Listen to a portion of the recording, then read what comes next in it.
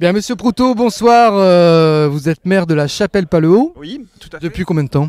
Depuis mars 2014, aux dernières élections. D'accord. C'est bien, vous ne cumulez pas, c'est déjà une bonne chose. Non, tout à fait. Donc ici, on est au Gabius. Alors, je vous situe un peu. Canal Pourpre, c'est une télévision locale qui émet à Bergerac, en Dordogne. Et on essaye de montrer ce qui ne se voit pas ailleurs, de faire la télé différemment. Et ce qui nous intéresse, c'est ce genre de, justement, d'installation qui se trouve ici à la Chapelle. Il y a une grande ambiance à la Chapelle-Pallehaut. Donc la mairie de la Chapelle-Pallehaut s'est investie dans ce projet et pourtant c'est un commerce, donc on pourrait s'étonner. Pourquoi avoir investi et comment vous avez investi dans ce projet? En fait, déjà, on s'est fait le constat que malheureusement, au niveau de nos communes rurales, on avait un certain déficit au niveau des petits commerces de proximité. Donc c'était le cas déjà avec la boulangerie qui avait arrêté donc, suite à des problèmes de santé. Et puis face à ce constat, il y a eu l'idée qui a germé donc, au niveau de Pierre-Marc et puis Elsa pour justement créer ce petit pôle multiservice. L'idée c'était de le faire éventuellement dans les locaux de l'ancienne mairie qui étaient disponibles. Et puis bien vite on s'est rendu compte que si on voulait dynamiser un petit peu le site, on aurait des problèmes tant au niveau des nuisances sonores que de stationnement et éventuellement après sur des problèmes d'architecture. Donc en parallèle ils ont eu le soutien très important d'une personne qui habite aussi à la Chapelle-Pallehaut, Monsieur Vallot, qui est déjà dans le commerce. Sur des grosses structures et puis étant originaire du pays et tenant à sa commune, il a investi financièrement sur le projet.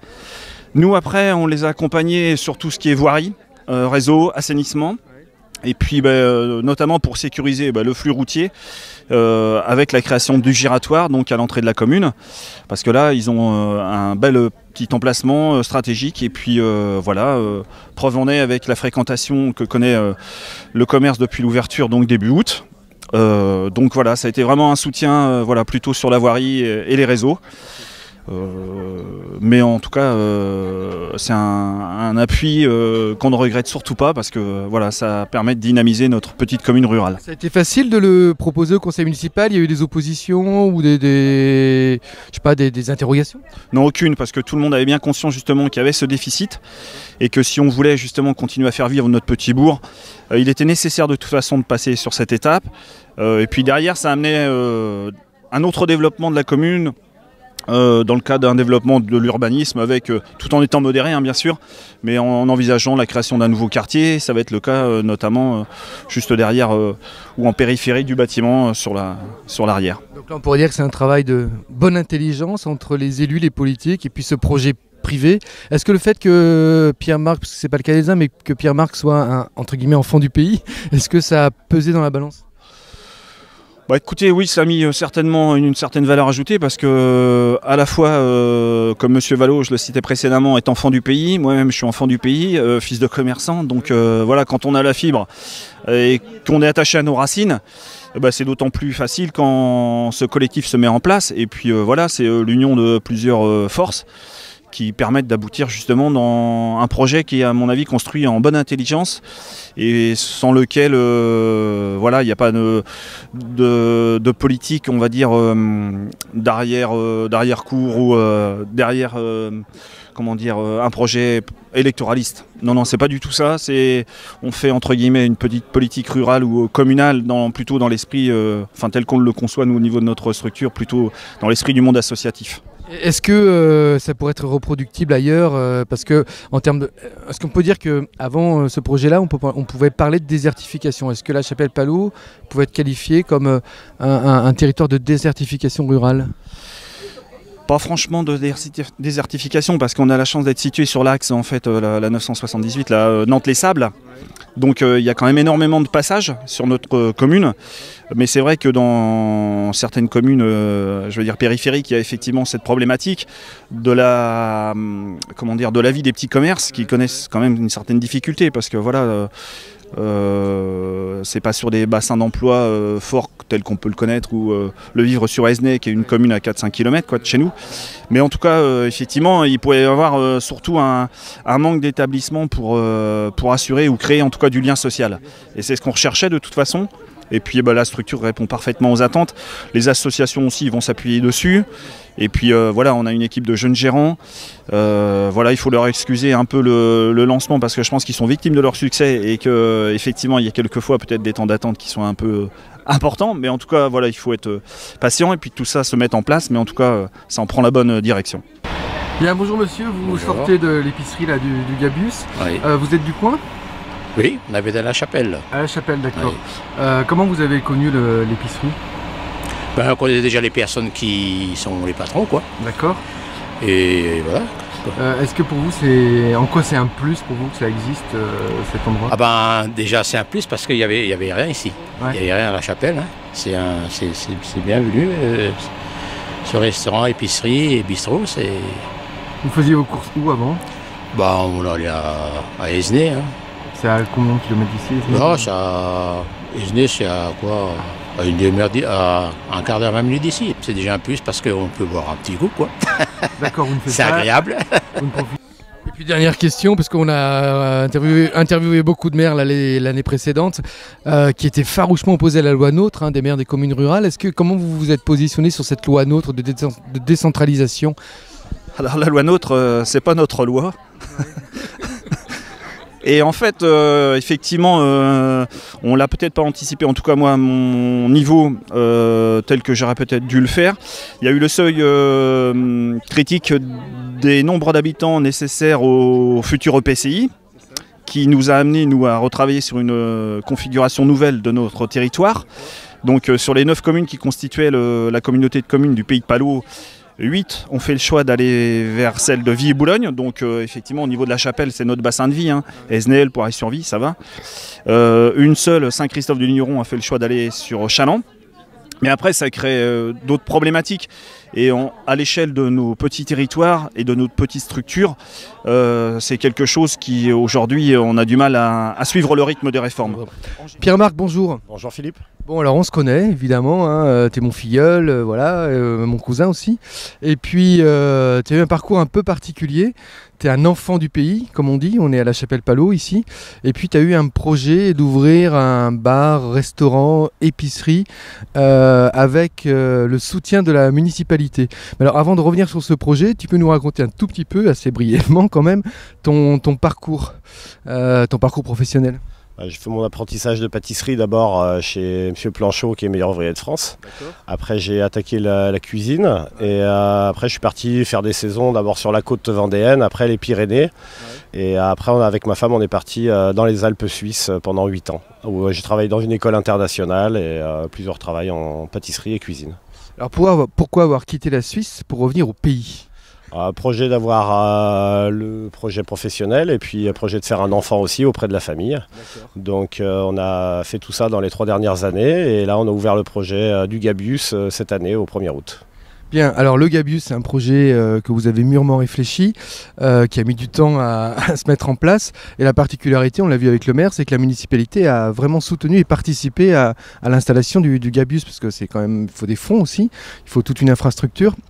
Mais la particularité de cet espace, c'est que le maire disait que ça pouvait créer du lien social dans un espace où il n'y avait plus rien finalement. C'est ça, la boulangerie avait fermé il y a 2 ans, donc les gens étaient obligés d'aller chercher leur pain à 6 km ou à 2 km. Ouais. Donc là maintenant ils retrouvent ce service-là, les journaux, tout le monde s'était abonné, maintenant les gens peuvent venir chercher leur journal à l'épicerie. Ouais. Puis pour tous les petits dépannages, parce que les gens ont besoin aussi, il y a beaucoup de grandes surfaces aux alentours, mais ils n'ont pas toujours besoin de faire 1 heure de queue et de prendre des gros caddies de course, donc ça les dépanne bien.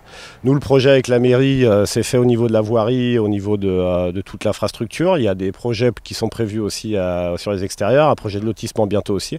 Puis un investisseur privé aussi, originaire de La Chapelle-Palau, qui avait goût de nous aider aussi pour créer un projet de cette taille. Parce qu'on avait un tout petit projet au départ, avec manque de parking, et donc on a étudié le projet avec quelqu'un d'autre et ça nous a permis de faire un peu plus gros et donc du coup d'accueillir plus facilement les gens. Alors on parle de services de proximité et puis quelque chose aussi que j'ai remarqué hier en mangeant ici, c'est que vous développez ce qu'on appelle les circuits courts. Il y a une députée de Dordogne, c'est pour ça que j'en parle, qui a d'ailleurs fait voter une loi sur le manger local, les circuits courts. Vous vous inscrivez vraiment dans cette démarche de circuits courts? Alors on essaye au maximum. Ouais, au niveau des viandes, pour le moment, on a un peu de difficulté parce que ça passe tout en abattoir, donc c'est pas toujours évident. On arrive à avoir du local, mais pas forcément du local cantonal, on va dire. Par contre, au niveau des légumes, c'est à 6 km. C'est un petit maraîcher qui travaille uniquement sur le légume de saison.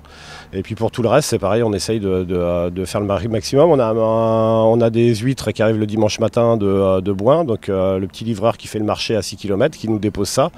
Puis pour tout ce qu'on peut faire de local, on essaye de le faire au maximum. On avait du lapin cette semaine au menu qui vient de la commune, donc à 300 mètres. Donc voilà, on essaye de trouver tout ce qui est au maximum des produits locaux. Donc toi tu cuisines et donc il y a un menu unique je crois le midi à partir de ces produits locaux. C'est avec les produits locaux, un menu unique avec possibilité d'avoir une viande grillée à côté pour ceux qui ne veulent pas le menu. Puis après le soir on fait crêpes galettes en semaine et le week-end on fait un peu de snacking et le dimanche matin brunch. Ok, donc c'est une structure pérenne, c'est pas que pour la saison le Gabius? Non, parce qu'à la Chapelle-Palot, être que pour la saison, ça serait se voiler un petit peu la face. On a la côte à côté. Non, c'est vraiment pour créer ça sur toute l'année. Et puis on a quand même 15 associations à la Chapelle-Palot, donc on a besoin aussi de souder tout ce monde-là. Et ça marche plutôt bien pour le moment. Les gens se croisent, discutent. On se rend compte que maintenant l'information pour l'association, rien qu'en 15 jours déjà, passe beaucoup mieux. Là par exemple, quel partenariat vous avez avec les associations locales? Enfin même si ça fait 15 jours que vous êtes ouvert, mais vous avez des projets j'imagine. Moi je fais partie du bureau du foot et du bureau du concert qu'on a tous les ans, le Gratte-moi là, un concert rock. Donc au niveau associatif, il y a les possibilités en fait de faire leurs réunions dans notre salle de restaurant privatisée le soir. Et puis après la possibilité de faire tout leur affichage, de vendre les billets de concert ou les billets de tombola pour l'école. Donc toutes ces choses-là en fait on va le faire en relation directe avec les associations. Est-ce que les associations feront des activités ici? Par exemple des concerts? Alors, il y a un concert qui se fait tous les ans, qui accueille à peu près 1000 personnes, concert rock. On a un tremplin aussi où on fait venir que 3 groupes uniquement du département pour pouvoir leur faire la première partie du concert. Après, l'association de chasse fait un bal trap, il y a des concours de palais, il y a un loto du comité des fêtes, parce que le comité des fêtes s'occupe de louer du petit matériel, barnum, banc, à très très peu cher, mais ils ont besoin de pouvoir créer de l'activité et gagner un peu d'argent pour pouvoir donner ce service-là à la commune. D'accord. Est-ce que vous vous êtes inspiré de ce type de structure de proximité qui existait déjà? Je sais pas, est-ce que vous avez été voir un peu ce genre de structure de proximité dans les villes ou les villages qui étaient un petit peu en voie de désertification? Alors nous, aux alentours, il y a quelques communes qui sont équipées de ce genre d'entreprise. Nous, on s'est plus inspiré en fait des petites laiteries qu'il y avait en montagne, où il y avait vraiment un service de qualité, de produits locaux, le petit accueil sympa, la petite baguette, la salade. Et en fait, on est plus parti là-dessus. L'activité restaurant nous permet de travailler à 2 dans l'entreprise et puis d'accueillir aussi, parce qu'il y a pas mal de milieux ouvriers. Mais vraiment, l'inspiration principale, c'est vraiment de ça, des petites... Ça marchait dans les Pyrénées avec des communes de 300 personnes, ça ne pouvait pas ne pas fonctionner chez nous avec 940 habitants. D'accord. Bien, 3e acteur au Gabius, Frédéric Guillon. Tu es président, comme moi, c'est génial, président d'une association qui s'appelle Hop Hop Hop. Association Hop Hop Hop. Alors, cette association a comme objectif de mettre en place des concerts, et c'est plutôt de la musique amplifiée, comme on dit? Ouais, tout à fait. Hop Hop Hop, en fait, là, on part sur la 26e édition du festival qui va avoir lieu dans 15 jours, le 3 septembre prochain. C'est un festival qui a lieu ici, à la Chapelle-Palluau. Oui, absolument, c'est à Chapelle-Palluau depuis 26 ans. Donc avant, il a été géré par une autre association, par les Vieux Guidons, en fait, l'association du motoclub. Et depuis maintenant 14 ans, Hop Hop Hop a repris la suite des Vieux Guidons pour créer donc le festival Gratte-moi là. Alors ce festival Gratte-moi là, c'est une affiche plutôt, on va dire, rock, heavy metal. C'est quoi comme type de musique? Alors on reste sur une ligne très rock'n'roll en fait. Rock'n'roll avec quand même des compléments pour attirer aussi un public un peu plus jeune.